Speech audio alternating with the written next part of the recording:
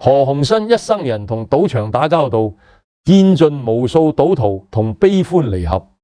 今日我要同你講一個最致命、最令人防不勝防嘅風水死局，叫做百鳥歸巢。你或者覺得我講得誇張，但我要非常肯定咁同你講，只要你行入呢間賭場大門嘅一瞬間，你嘅心態同運氣已經先輸一半。唔好以為係危言聳聽，呢個局係我當年同多位玄學高人、建築大師同埋頂尖心理學家經過無數個日夜精心設計出嚟嘅一個驚天大計。你千祈唔好以為自己係去娛樂，你唔知道當你行入去嘅時候，你已經變成咗一隻見到金絲雀籠就急不及待飛入去嘅雀仔。你每一個眼神，每一筆落注，全部都在我哋算計之中。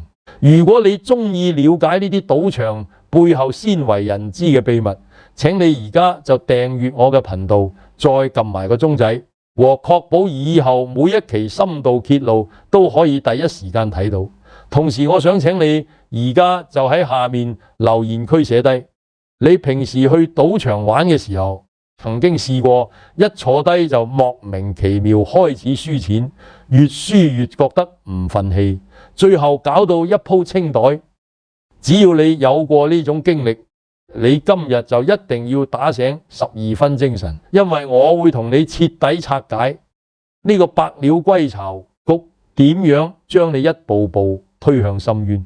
我見到好多自以為好聰明嘅賭客帶住一身所謂嘅財氣嚟到我呢度，諗住可以滿載而歸，但佢哋從來未有諗過，既然我能夠坐穩賭入呢個江湖地位，又點會冇啲獨門嘅手段呢？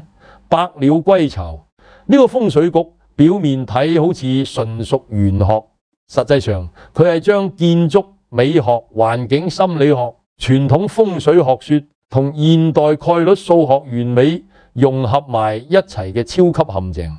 和當初設計呢個局嘅大智囊同我講，要困住一個人，根本唔使真係去起個鐵籠困實佢，只需要起一個金光閃閃、充滿致命誘惑嘅大雀籠，啲雀仔自然就會爭先恐後咁飛入嚟。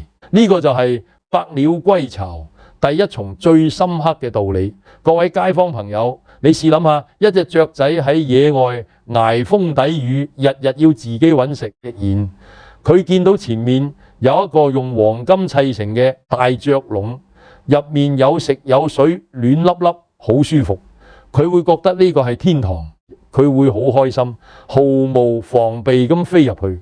但當佢一飛入去，個籠門就無聲無息咁關上，佢從此就再也飛唔出嚟。我喺呢座賭場用嘅就係同樣道理，我哋將賭場整個外形設計成一個大雀籠，外面用盡最高級嘅玻璃同金碧輝煌嘅燈光，目的就係令每一個行過嘅路人都俾呢個富貴華麗嘅外表深深吸引，覺得入面一定係個發達勝地，佢哋會自然咁產生想要行入去嘅衝動。但佢哋根本唔知道呢個就係佢哋一生厄運嘅開端。呢個局最毒辣之處就係唔會動用任何武力去逼你留低，而係利用最原始嘅誘惑同埋貪念，令你自動自覺將身上嘅血汗錢一筆一筆咁奉上。講到呢度，我必須同大家講清楚，我今日公開呢個局嘅秘密，絕對唔係要宣揚迷信，更加唔係鼓勵大家相信有啲咩神奇法術可以令人傾家蕩產。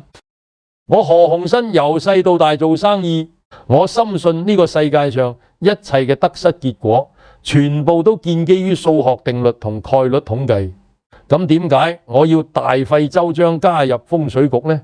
因為我深知人係有血有肉有感情嘅生物，人嘅行為舉止係絕對會受環境影響，受光線牽引，受空間感支配。前鳥歸巢嗰局真正嘅可怕之處，就係要利用以上所有物理環境去改變你嘅心理狀態，令你喺神不知鬼不覺之中唔墮入一個我預先計算好嘅心理陷阱。你越覺得呢個地方風水好，你就越會放低戒心。你越放低戒心，就越相信運氣。你越相信運氣，你就越會無視背後殘酷嘅概率學。呢個先係百鳥歸巢真正嘅致命殺着。你知唔知道？當你雙腳行入賭場大門嘅一瞬間，你嘅視線會突然變得好開闊，但同時你嘅方向感就會即刻消失。因為賭場大堂嘅天花同牆身全部都經過精密數學計算，鋪設大量鏡面同高反光物料。呢種特殊設計係要令你產生空間認知錯亂。你望住個天花，以為自己仲係身處室外，完全分唔清而家係日頭定係夜晚。當你分唔清晝夜，你嘅生理時鐘就會被打亂。你會突然覺得時間好似過得飛快，你覺得你只係坐低玩咗2個鐘，但事實係你已經不知不覺搏殺咗大半日。呢個係非常高段位嘅心理暗示。佢首先令你失去對真實時間嘅判斷力，然後你就會越玩越亢奮，越玩越迷失。百鳥歸巢局其中一環就係要先用空間嚟亂你心神。講到呢度，再深入一層剖析。當年我同一班高人設計呢個局嘅時候，有參考過古代好多出名嘅軍陣兵法。古代嘅軍陣真係有啲咩神仙法術，而係利用地形地勢同埋建築佈局去擾亂敵人嘅視覺同埋判斷力。我哋將古代兵法嘅智慧完美融入咗現代賭場嘅建築規劃入面。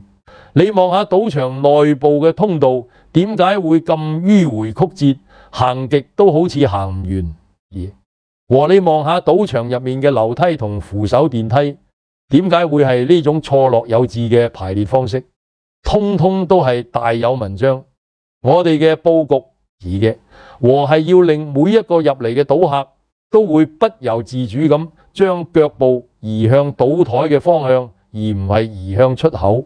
即使你本身意志非常堅定，和你原本只係諗住入嚟行個圈睇下，但你行下行下就會發覺自己無端端已經企咗喺一張百家樂賭台前面。呢個就係環境心理學最真實嘅威力。我哋利用建築去引導你嘅腳步，唔係令你嘅身體同大腦喺不自知嘅情況下服從咗我哋嘅佈局。如果大家喺呢條片嘅留言區入面打字話俾我知，你係咪試過入賭場玩到忘記晒時間，覺得只係玩咗一陣，但出到門口先發覺天都已經黑晒？千里河，我相信一定會有好多朋友有呢種經歷，因為呢個正正係百鳥歸巢局對你造成嘅第一重精神統治。你連時間都控制唔到，和你又點能夠控制得住自己內心嘅貪念同野心呢？講到控制貪念，呢個先係百鳥歸巢局最核心、最致命嘅部分。設計局嘅時候，極度深入咁參考咗西方高級心理學家嘅研究，佢哋發現人類喺賭博嘅時候，大腦會自然分泌一種叫做多巴胺嘅化學物質。呢種物質會令你產生一種極度興奮同埋愉悅嘅感覺，緝毒嘅反應有異曲同工之妙。當你贏錢嗰陣，多巴胺會大量爆發，你會覺得飄飄然，以為自己係上天眷顧嘅驕子。但當你輸錢嗰陣，你大腦嘅多巴胺分泌水平就會急劇下跌，你會感到極度沮喪同埋深深嘅不甘心。呢個時候，心底就會產生一種叫沉沒成本謬誤嘅心理狀態。你會覺得我頭先明明贏咗咁多，如果而家走，我就白白冇咗嗰筆錢。所以我無論如何都要繼續直至將舊錢贏翻為止。但係你越係咁樣諗，你就會輸得越急越慘。我哋百鳥歸巢局就係要精準利用呢種人性嘅脆弱同執着。我哋喺賭場入面佈置咗無數貼心嘅誘惑，有例如經過嚴格選拔、外形討好嘅荷官，例如極度舒適嘅院座，例如源源不絕嘅免費餐飲同美酒，死和！呢啲全部都係我哋精心炮製嘅饴。我哋要令你留得越耐越好，只要你仲逗留喺賭場嘅範圍之內，你嘅多巴胺就會一直被刺激住，你永遠都唔會進入清醒狀態。你知唔知道點解賭場入面永遠唔會有時鐘？窗戶全部都用特殊物料封閉，呢個唔係設計上嘅疏忽，而係精心計算過嘅連環陷阱。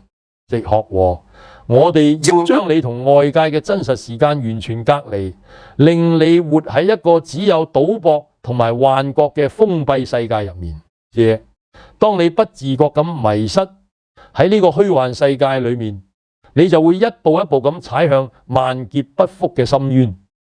我記得早年曾經有一個老友天和，佢原本係一個非常精明有頭腦嘅生意人，但係有一日因為好奇心作祟，行咗入我嘅賭場玩。佢一開始只係諗住玩2局百家樂，贏少少錢就馬上走人。但好快佢就靠運氣贏咗幾千蚊，即刻覺得呢個地方非常之旺佢，於是佢決定繼續加注玩落去。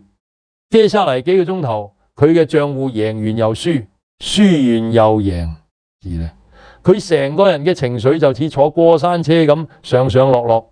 佢開始完全忘記咗自己入賭場之前嘅初衷，和腦海入面淨係諗住要點樣贏得更多。最後嗰一局，佢不單止將贏翻嚟嘅所有錢輸得乾乾淨淨，仲將自己身上帶住嘅幾萬蚊現金全部清袋。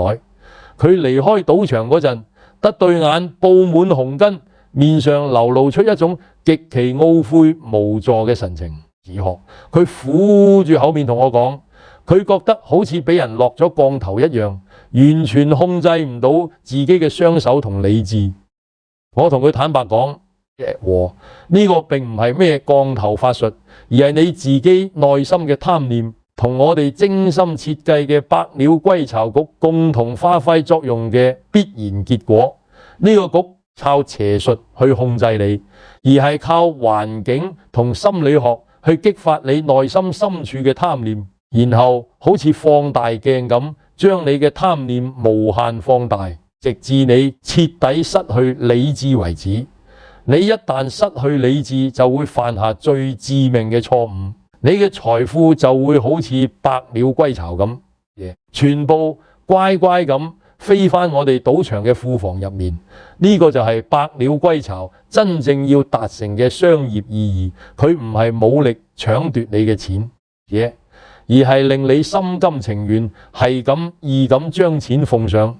我哋再返轉頭，從風水玄學嘅角度去徹底拆解一下呢個百鳥歸巢局七和。雖然我本人都唔係一個極度迷信嘅人，但我深知中國傳統文化入面，風水對普通人心理所造成嘅潛在影響係極其巨大嘅。記得和，尤其係香港同澳門嘅街坊，對於風水命理向來都有極深嘅信仰同執念。此學和，如果我哋嘅賭場能夠營造出一個高級嘅聚財風水格局，就會令到賭客潛意識覺得呢度係一個可以發達嘅福地，佢哋就會更加放心、更加放肆咁去搏。所以當年起呢座賭場嗰陣，我哋喺選址以及大門口嘅方位上，都落咗非常大嘅心機同成本。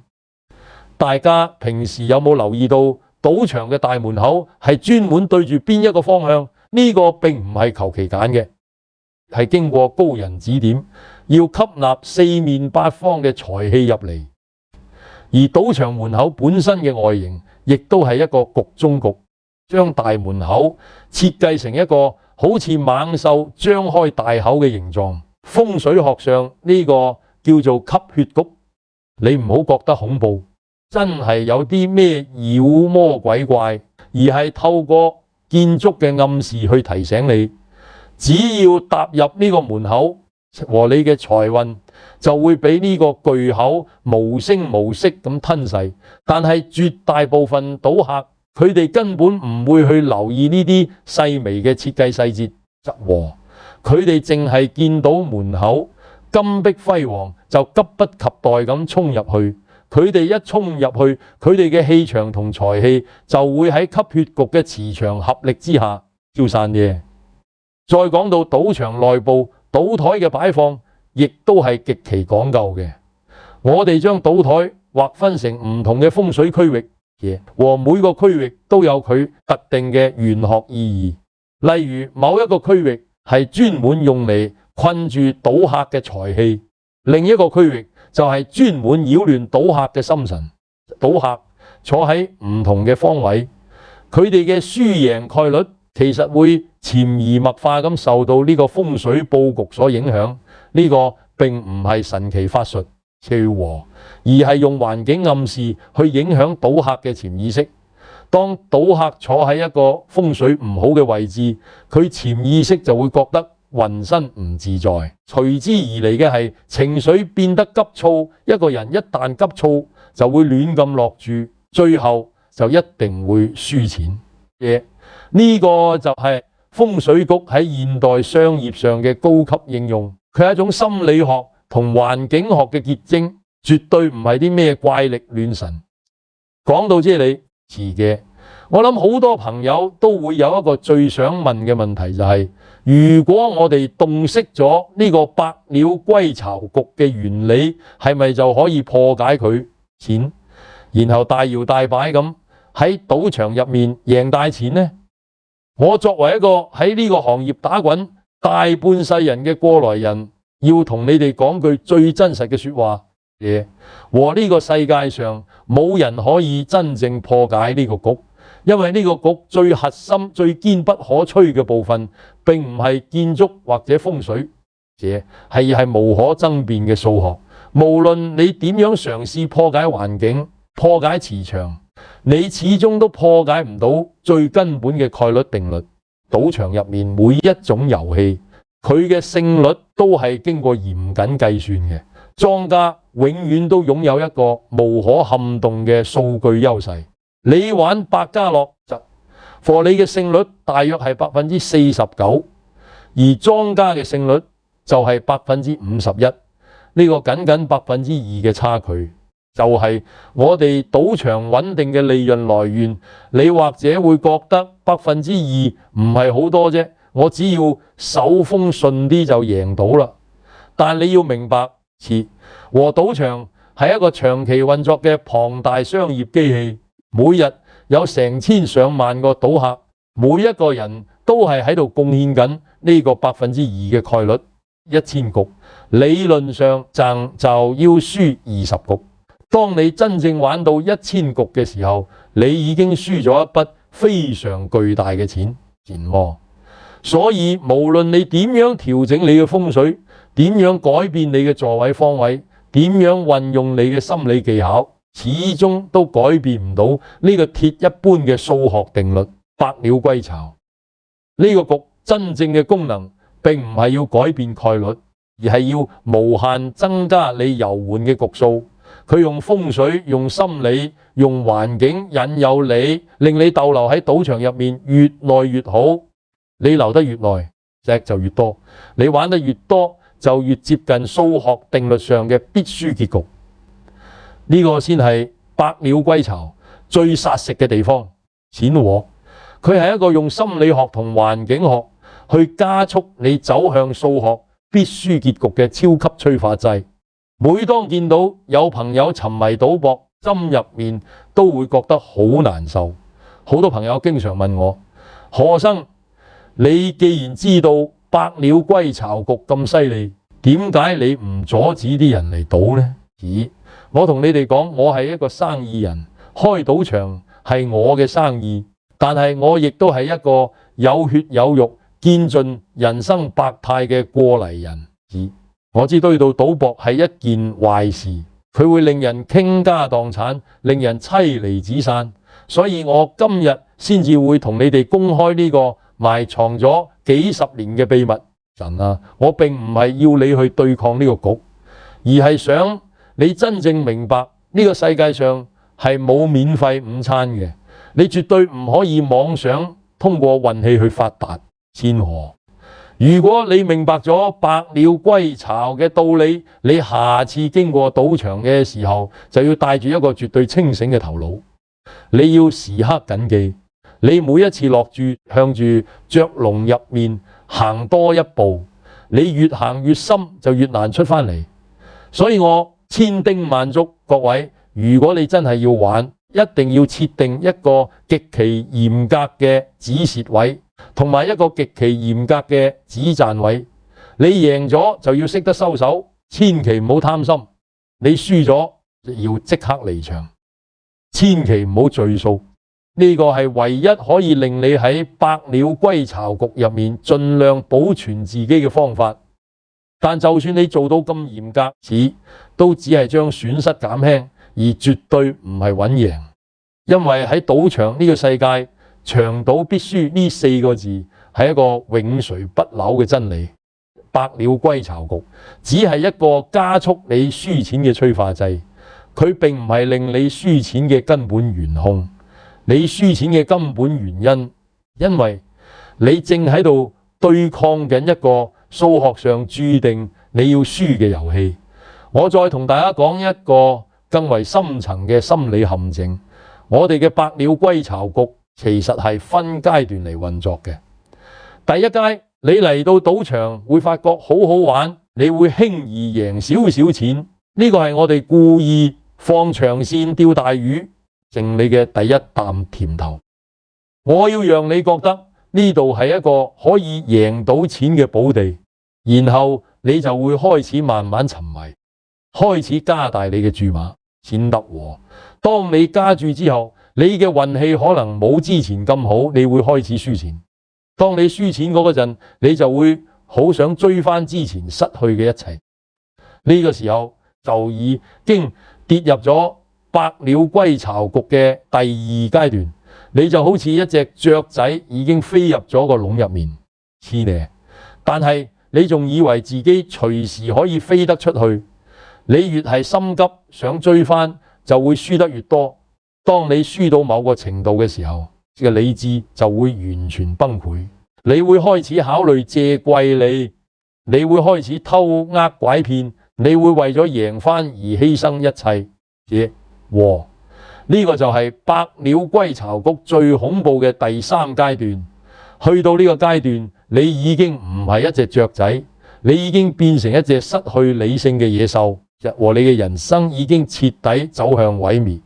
我大半世人見過太多呢種悲慘嘅例子，好多本來家財萬貫嘅富豪，就因為一時衝動嘅賭場之旅，最後搞到負債累累，甚至走上絕路。佢哋嘅悲劇並唔係因為佢哋運氣太差，而係因為佢哋戰勝唔到自己嘅貪念，亦戰勝唔到我哋設計嘅百鳥歸巢局。我知道會有好多人質疑我，話我講嘢咁原始，其實係想呃人。但我可以好負責任咁同你講，我今日講嘅每一句說話都係源自於我對人性同商業活動嘅深刻理解，而唔係宣揚迷信。我只係想透過呢個風水局嘅概念，去揭示賭博背後血淋淋嘅殘酷真相。我哋呢個百鳥歸巢局神話故事，而係一個真實存在嘅現代商業陷阱。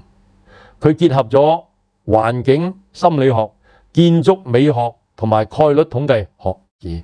佢利用你嘅視覺、你嘅聽覺、你嘅觸覺，甚至你嘅潛意識，去一步一步引導你走向一個必輸嘅結局。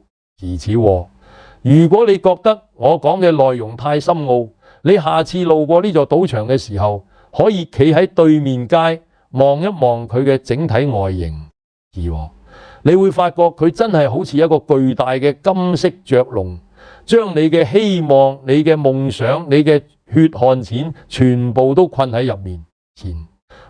當你終於深刻明白到呢個道理嘅時候，你可能已經輸咗好多好多錢。所以我今日拍呢條片根本唔係要教你破解百鳥歸巢，而係想用最真誠嘅語氣同你講，你根本唔應該行入去，你唔行入去，你就永遠都唔會輸。建議學和呢個先係最直接、最有效嘅破解方法。你話我知，你係咪成日覺得自己運氣唔好？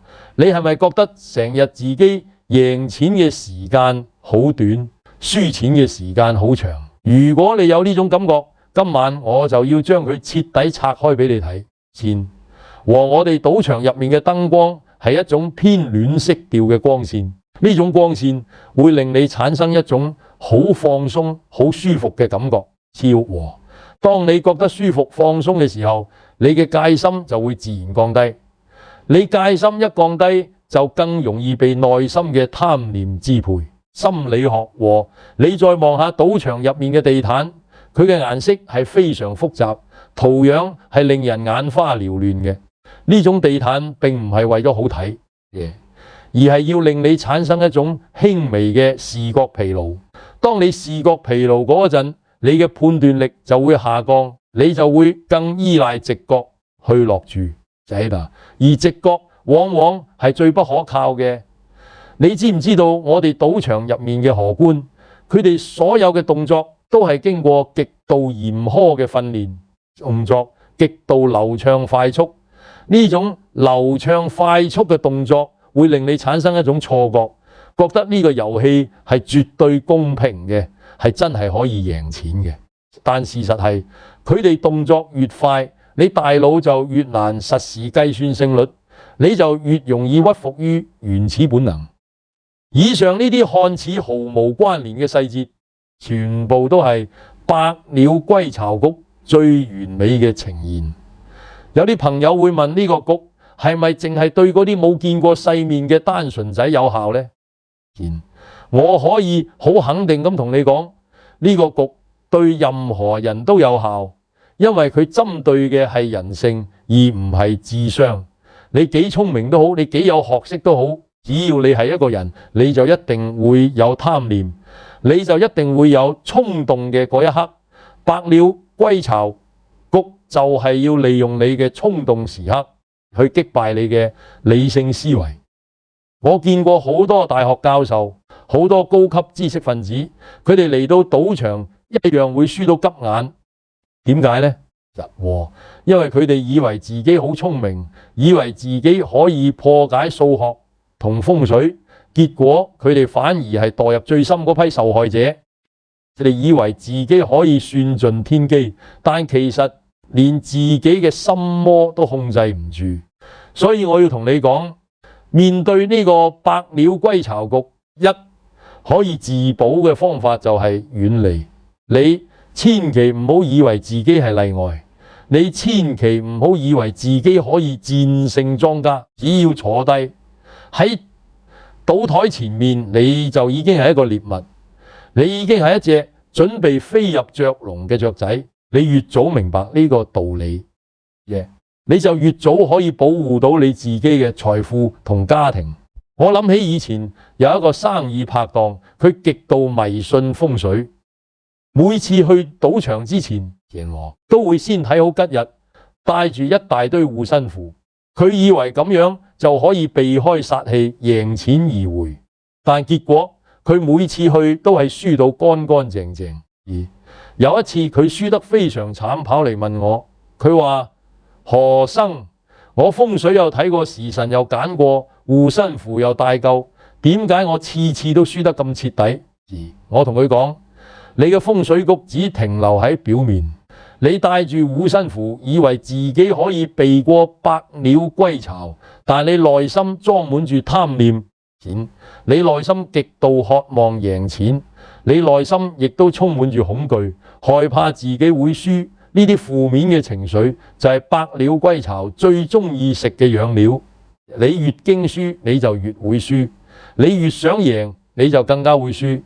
真正嘅風水係你嘅心境，你心境平和，你唔貪，自然唔會輕易墮入陷阱。所以我同佢講，你如果真係要破局，你今後就唔好再去賭場。你只要唔踏入賭場，陷魔就唔會發作，你永遠都係贏家。佢聽完我嘅說話之後，終於大徹大悟，原來百鳥歸巢局最毒嘅地方和並唔係賭場外面嘅風水，而係佢自己心中嘅貪念。佢自己嘅貪念先至係佢最大嘅敵人。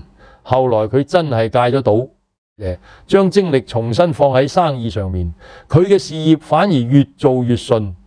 呢個真實故事話俾我哋知，要破解百鳥歸巢，首先要破解自己內心嘅貪念。你內心無欲無求，任何局都困你唔住。我今次同你哋拆解百鳥歸巢呢個風水局，想你哋去恐懼賭場，而係想你哋去徹底了解賭博嘅本質。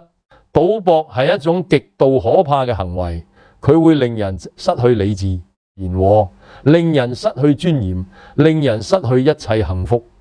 好多香港同澳門嘅街坊以為賭博係一種娛樂，係一種消遣，以為可以控制到自己。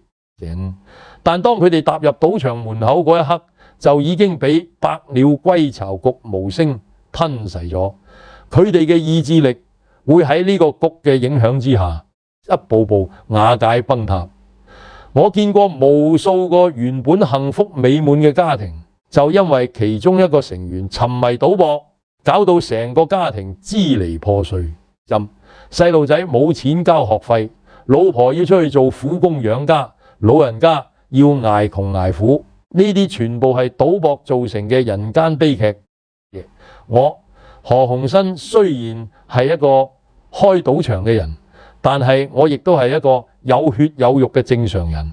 我見到呢啲悲劇，心入面都會覺得好痛。所以心理學和我今日先至會花咁多時間同你講呢個秘密。我唔期望所有人都可以即刻戒賭，但我希望有更多人明白，和賭博係一條不歸路，你一步行錯就永遠冇得返轉頭。如果你身邊有朋友或者親人，佢哋有賭博嘅習慣，請你將我呢條片轉發俾佢哋睇，或者我嘅說話係可以令佢哋有一刻嘅清醒，可以救到一個瀕臨破碎嘅家庭。如果你真係忍唔住想去玩，你應該帶住咩心態去呢？我同你講句最老實嘅說話，如果你一定要去，你首先要有一個覺悟，就係你係去娛樂，你絕對唔係去贏錢。你當去戲院買一張戲飛，你當係買一個娛樂節目，和你嘅預算就係你準備要輸嘅錢。如果你贏咗，你就當係一份額外嘅驚喜；如果你輸咗，你就要當係正常嘅娛樂消費。千祈唔好用你嘅生活費去賭，千祈唔好用你嘅血汗錢去賭，因為百鳥歸巢局係專門針對你嘅血汗錢而設計嘅。而如果拎住生活費去搏，你嘅心理壓力就會極之大。你一有壓力就會犯錯，一犯錯就會更加容易輸錢。所以我再三奉勸各位，做任何事都要量力而為，賭博更加要量力而為，甚至係絕對唔好做我哋呢個頻道賭王智慧堂。我嘅目的並唔係要教你點樣去贏錢，我嘅目的係要教你點樣去避免輸錢，教你點樣徹底遠離賭博。最後我想同大家講一個非常深刻嘅人生體會。我大半生見過無數嘅富豪，亦都見過無數嘅窮人。佢哋當中有好多人都係因為賭博而徹底改變咗自己嘅人生軌跡。但係我發覺一個極度有趣嘅規律，就係嗰啲真正成功嘅大人物，佢哋從來都唔會沉迷賭博。佢哋可能會去賭場應酬，可能會玩兩局，但佢哋從來唔會上癮，因為佢哋深知賭博係一個零和遊戲，甚至係一個負和遊戲。佢哋將自己最寶貴嘅時間同精力投放喺更有價值嘅地方，譬如做生意，譬如陪伴屋企人。佢哋明白人生真正嘅財富係要靠自己嘅努力同智慧去賺翻嚟嘅，而唔係靠虛無縹緲嘅運氣。百鳥歸巢局就係一個專門針對人類弱點嘅局，佢會放大你嘅貪念，放大你嘅恐懼和利用你嘅弱點去擊敗你。如果你能夠戰勝自己嘅弱點，你就能夠徹底戰勝百鳥歸巢局。所以我成日同朋友講，真正嘅風水唔係喺外面，而係喺你嘅心裏面。你心地善良，腳踏實地，你自然會好唔好運。你心術不正，貪得無厭，就自然會行衰運。呢個先係宇宙間永恆嘅真理。各位好朋友，如果你覺得我講嘅嘢有道理，請你依家就訂閱我嘅頻道，再撳埋個鐘仔。我哋以後會繼續同大家分享更多關於賭場、關於人性心理嘅內容。這個目標，過夜地並唔係宣傳賭博，而係要提醒大家了解賭博背後真實嘅陷阱。如果你身邊有朋友或者親人沉迷賭博，請你即刻將我呢條片轉發俾佢哋睇。如果因為呢條片而令到一個迷途嘅人浪子回頭，咁我就覺得今日所講嘅一切都非常之有意義。我何鴻燊一生人行過好多路，我深知人生最寶貴嘅嘢並唔係金錢，而係健康，而係家庭，真摯嘅朋友而係真摯嘅朋友。你如果因為賭博而失去呢啲無價之寶，就算你贏盡全世界嘅錢，你都係一個徹頭徹尾嘅失敗者。所以我再三奉勸各位，珍惜身邊人，珍惜擁有嘅一切，遠離賭博，遠離百鳥歸巢。只要你唔入局，你就永遠都係人生嘅贏家。我哋下條片再見。